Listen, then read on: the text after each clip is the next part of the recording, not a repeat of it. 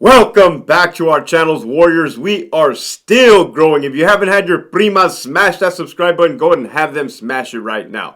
First and foremost, let me give a shout out to the following patrons: Marius, Andrew, Louisa, CharMandy, Robert, Johnny, Chevelle 66, Renso, GiGi, Abuelitas Journey, and DAUSHERRERO.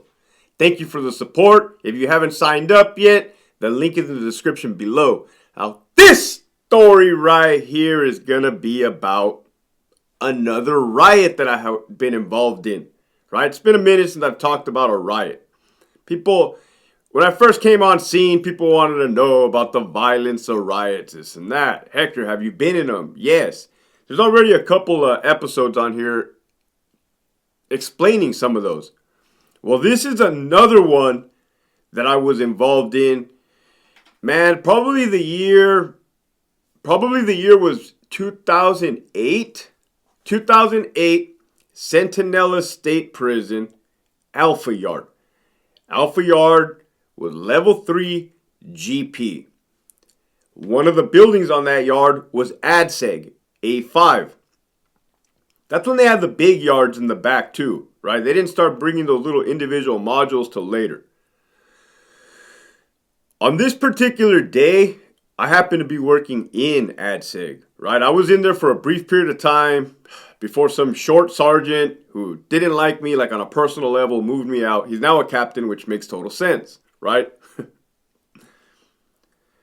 So in A5 ADSEG, it operates different, right? The hole. It's called the hole, right? For you guys that don't know. All the inmates are locked up. We got to cell feed them. We got to put them in handcuffs every time they come out of their cell. We got to escort them to the shower, escort them to the yard. And at that time, once that job was done, it was pretty much kickback time, right? And let's keep it real. After we clean up and everything, kicking back, right? There was a conference room. There was a cool little conference room, man. That's when the job was good, right? You also had inmates in the gym, right? This was during like the overcrowding that they were saying was happening, which kind of looking back now, yeah, there was a lot of inmates, a lot of blue, right? So at this particular time, it was chow time-ish, like evening meal, which always happens after the count, like at probably 5 p.m.-ish, 5 p.m. give or take. I was working with, there was a good crew in there, a real good crew. And usually there is, right? Kind of hand-picked, kind of hand-selected. There was a female lieutenant. I remember this, right? Because I was new. You know, you see bars, you see stripes, you have an assumption that they know what they're doing, right? Clearly, they got the bars, they got the stripes. They must know what they're doing. Well, that's not always the case.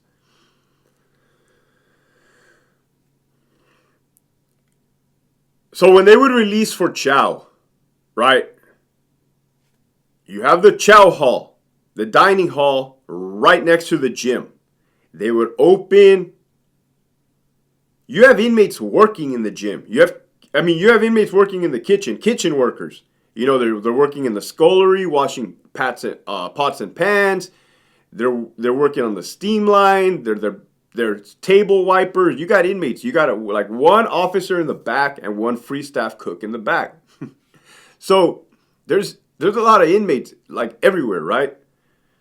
So when they would feed in the evening meal, they would open both doors, one to the gym, one to the dining hall, and let them trickle out. Let the inmates trickle out from the gym, roll right into the dining hall and eat. But at the same time, they would walk Alpha 1, right? Building 1, which was down at the end.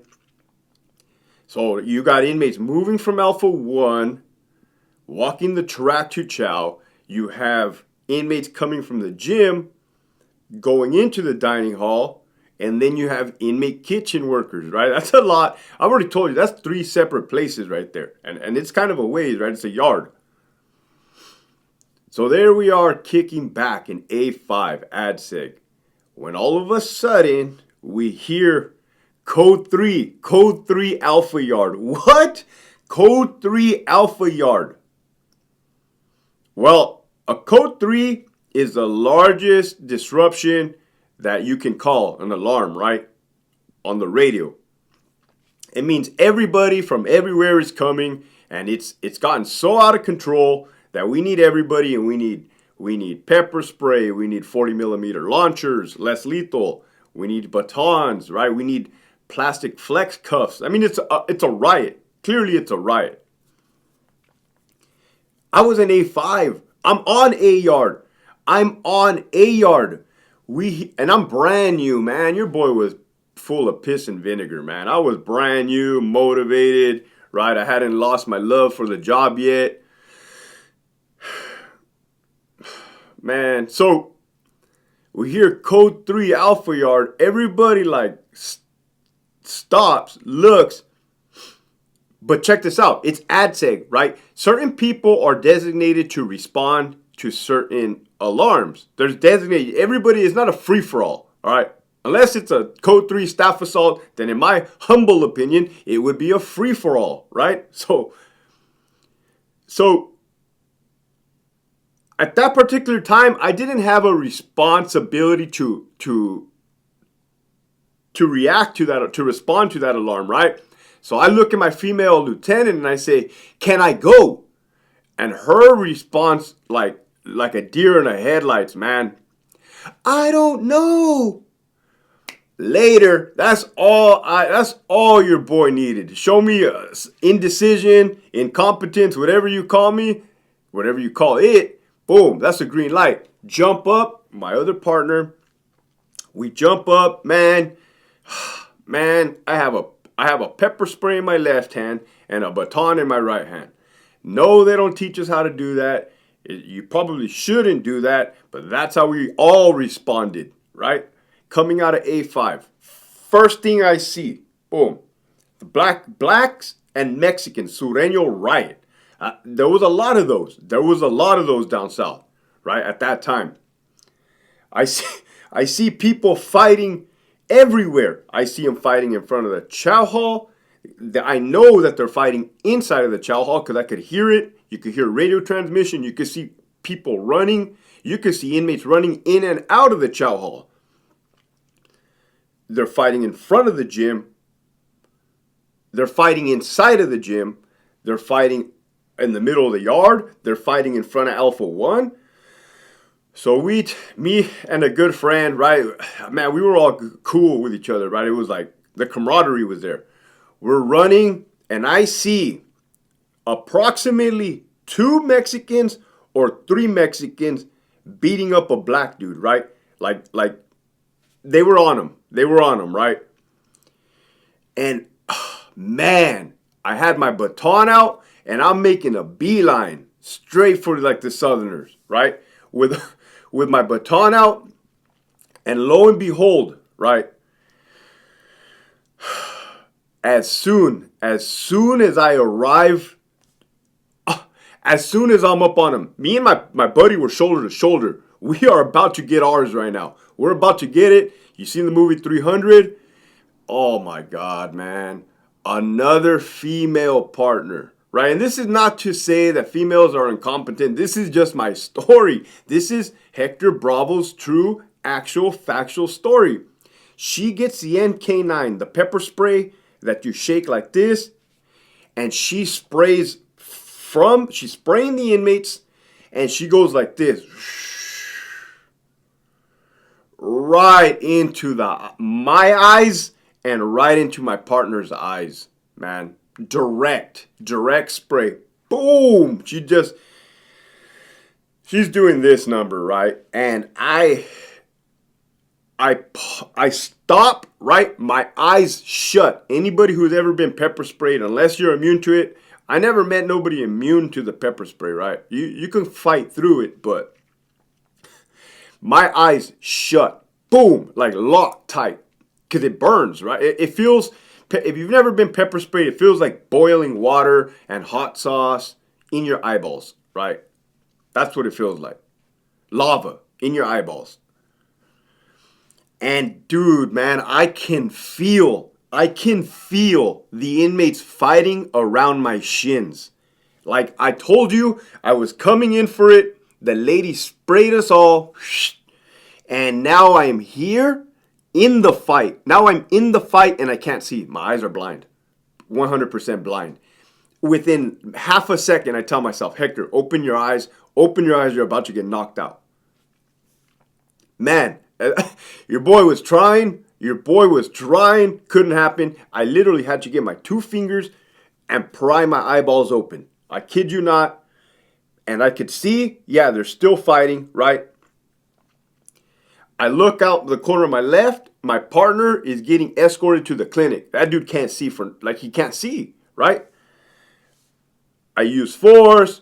I use force. These inmates get down, right? I look. They're fighting in front of Alpha 1 still. I take off running to Alpha 1 across the yard. There's your boy. Those inmates kind of see me coming out of the peripheral. They get down, right? So the Mexicans had the upper hand because it was numbers. It was a numbers game. And I'm telling you, it's not whether who was winning or who was not. I'm telling you this actual story. I look back. Those inmates that were initially jumping that one dude jumped back up and started beating him up again. I run back this way to go quell that violence. I look back. I think you guys know where this story is going. Well, I didn't. All right, your boy did not know where this story was going. The inmates in front of Alpha 1 jumped back up, and I go running like this. Right after these inmates got down, finally, the common sense kicked in where it said, Hector, just stay put. I'm tired of running. Right, your boy is gassed, pepper sprayed, tired, exhausted. I'm going to stay right here, right, until the responding staff helps. Yeah, I was new. Like I said, it was adrenaline, excitement, and that's what I did. And it was not a cool feeling, right? It was not a cool feeling because you guys want to know what goes through Green's mind. You guys want to know what goes through Green's mind, since we're on the subject. It was not a cool feeling knowing that I had to stay here while somebody was getting victimized over there. That was not cool. Like, imagine your job is to help. Your job is to stop violence, and you can't because it's kicked off everywhere. Mind you, the inside the dining hall, they're kicking it off. Inside the gym, they're kicking it off. I couldn't even see those. Those officers are busy. So yeah, responding staff comes. They come. It's a mess. It's a mess, right? The plastic flex cuffs come out. You got stabbed up inmates. And this was a level 3. Not like major stab wounds. I'm not putting a 10 on this story, but they were, they had stab marks. They had stab wounds. I remember.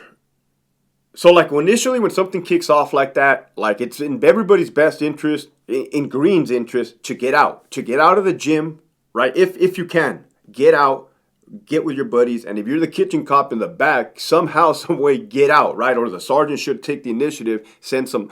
That sergeant did. I remember clear hearing on the radio, go get that kitchen cop. I remember, right? That's when the good old days, man. The good old days when the sergeants were sergeants, right? Go gets them out, right? So like now you have a gym full of inmates, straight inmates. You ain't got no officers in there.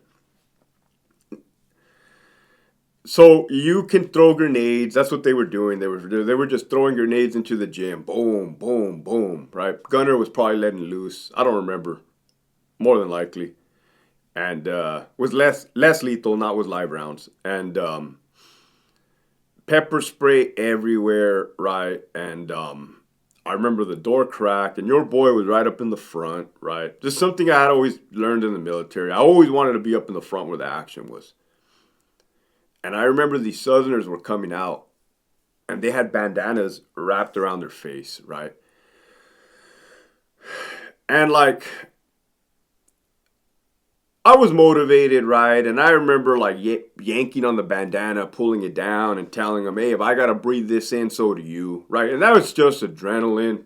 That's just adrenaline going. I wasn't trying to be disrespectful. That was just like, I guess you can say, capitalizing on an opportunity. You know, and that's just me being real. Like, we had already had the upper hand, so I'm like, hey. And I kind of meant it. If I got to breathe this stuff in, so do you. Plus, I got to identify you. You were just a participant in a riot, right? So, but yeah, they had their lokes on, their bandanas on, and here I am just yanking stuff, moving dudes, searching dudes, escorting dudes, and yeah, what a mess. Wow.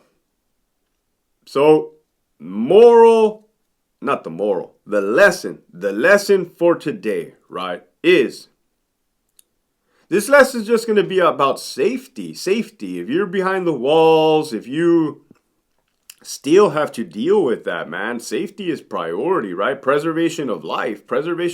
We have a job to do, which is preserve life. With that, if you haven't considered joining the Patreon, please do it. It's a good way to support. You're going to get extra benefits, bonuses, a copy of my ebook. Keep pushing forward.